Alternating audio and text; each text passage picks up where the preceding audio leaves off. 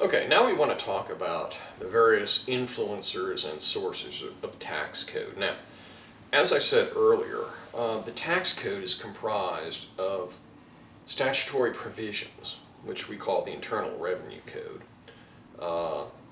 Treasury regulations, IRS pronouncements, and judicial decisions and interpretations, and legal concepts that the judiciary contributes. You can slice and dice these a couple of different ways. One way you can look at it is as the influencers of tax law. And the influencers would be Congress, the Treasury Department, and the Judiciary. Another way to look at it would be the sources. And the sources of tax code would be statutory provisions, the regulations and pronouncements, and the judicial decisions.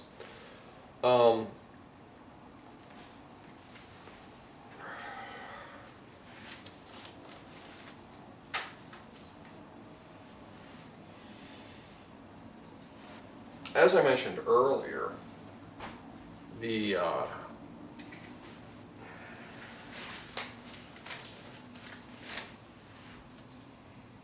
IRS is the protector of the nation's revenue, and it's also responsible for ensuring the equitable administration of the tax system.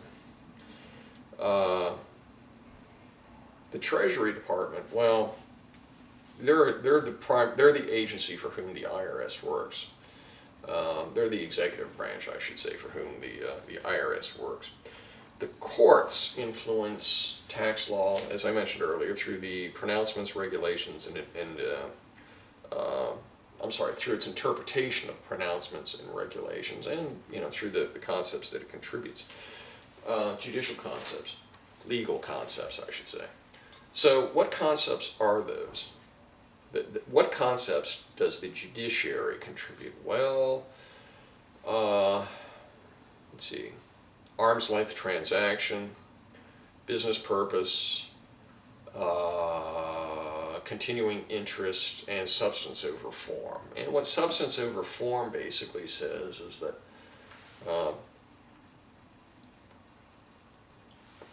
a transaction is scrutinized not by the form it follows, but what it substantively represents.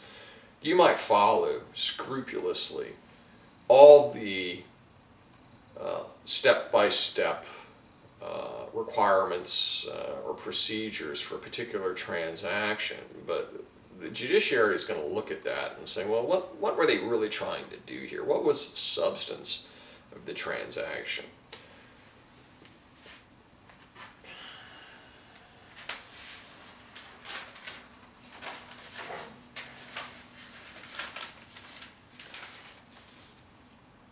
Okay. Another way that the judiciary influences tax law is through certain decisions and interpretations, one of which is the tax benefit rule. And what the tax benefit rule holds is that if a taxpayer has benefited in some way, tax-wise, it says basically if you benefited tax-wise from something, if something happens at a later date, you've got to owe up for it. Now that's a bad explanation. The tax benefit rule holds that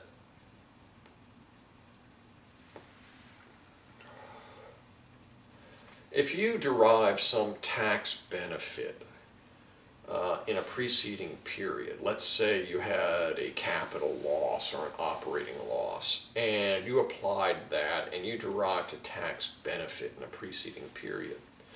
If you were to recoup that loss in the future, you have to include that, you have to consider that in that amount that you recouped as ordinary income in the period in which it was received. So let's say 2 years ago, I had someone on account default, okay, let's say $100,000, and I wrote that off as a bad debt expense, or I wrote that off as an expense somehow and managed to, and I reduced my taxable income. And let's say a couple of years go by and that person comes up to me and says, Mike, I want to get back into business. I want to do right by you. Here's your $100,000. The tax code says that I have to consider that $100,000 as ordinary income in the year in which it was received. And that's a big difference, okay?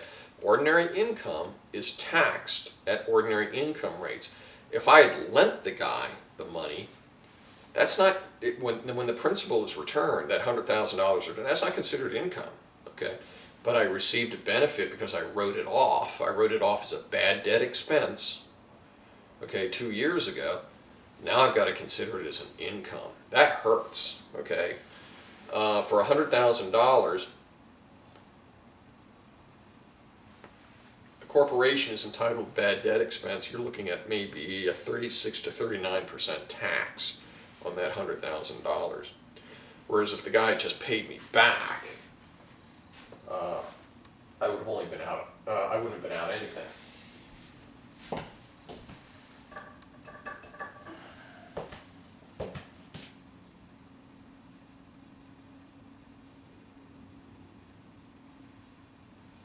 Okay. That's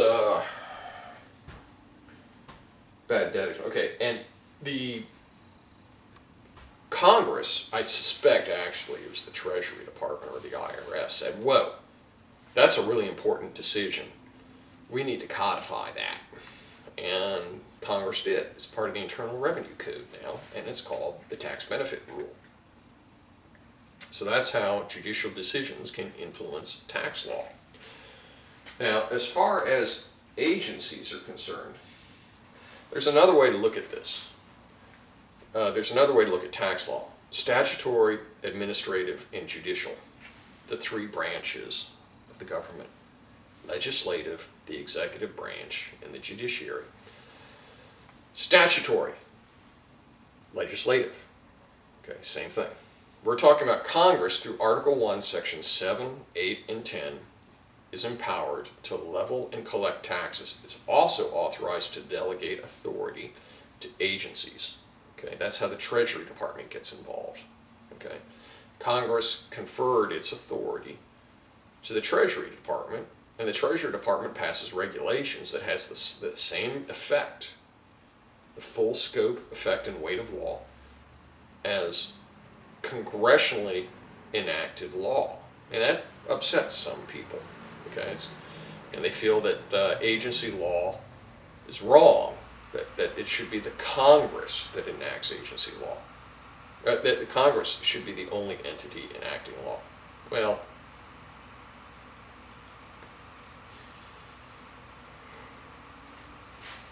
hold on.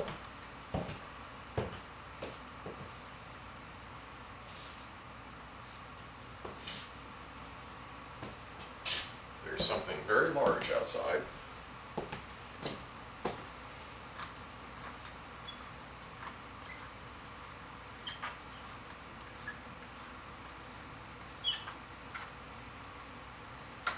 And I can't see it, so it doesn't count.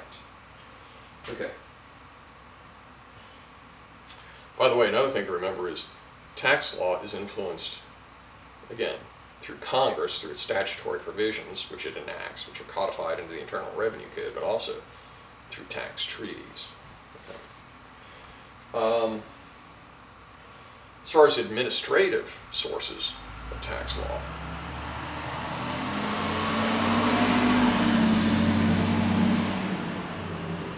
as far as the administrative sources of tax law, well, we're talking about the executive branch now. We're talking about the Treasury. Okay. We're talking about the Internal Revenue Service. Now, the Treasury Department is authorized through the authority that was conferred to it from Congress to enact regulations. Okay. And some of these regulations have the effect and force of law, some don't. Okay. These regulations tend to be of two different types. They tend to be legislative regulations, which basically go about telling the Treasury Department how it should operate, or interpretative. And an interpretive regulation just provides interpretative guidance, okay, regarding its corresponding Internal Revenue Code statutory provision. Okay, the two are linked. Okay, so like I said, there are three kinds of regulations. There are final regulations, temporary regulations, and proposed regulations. Now, a final regulation is just that. It's a final regulation. It's a done deal. And it has the force and effect of law. Okay? A temporary regulation is generally issued by the Treasury Department when immediate interpretative guidance is required regarding a tax matter. Okay? A proposed regulation involves proposed changes to existing final regulations or the introduction of an entirely new regulation. And what it does is it affords the tax-paying community the opportunity to evaluate the proposed regulation and to communicate back to the Treasury Department any concerns or demurs it might have. Now, one of the things I want to point out is a proposed regulation might never progress beyond that. Oh, well, and by the way, let's go back and talk about final regulations, indefinite shelf life, force and effect of law. Temporary regulations have a 3-year shelf life, but they have the force and effect of law. Proposed regulations do not have, they have a 3-year shelf life, but they do not have force and effect of law.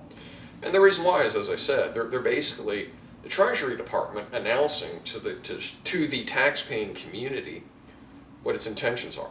Okay, yeah, we're thinking about this regulation. What do you guys think about this? So of course it has no force and effect of law.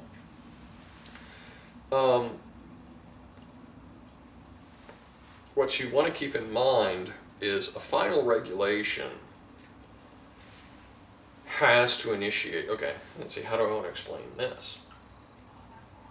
A temporary regulation must always be accompanied by a proposed regulation. Even though the temporary regulation is being issued to provide immediate guidance, it's got to be accompanied by a temporary regulation. Okay? I'm sorry, a proposed regulation. A proposed regulation, on the other hand, might not have an accompanying temporary regulation or final regulation. It could die in the cradle. Okay?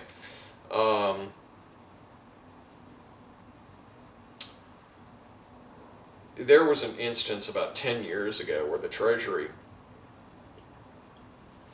had some brilliant idea about making every single taxpayer provide a itemized list of expenditures. If they spent more than $200 at any particular merchandiser or retail store, they had to account for it. Okay? Well, I don't know about you, but I spend more than $200 a month at my local bar. Okay? I spend more than $200 a month at my local gas station, at my local Home Depot, at my local whatever, at my grocery store. The end result is it would have basically reduced every taxpayer to an accountant. All right? This is a bad idea. Okay?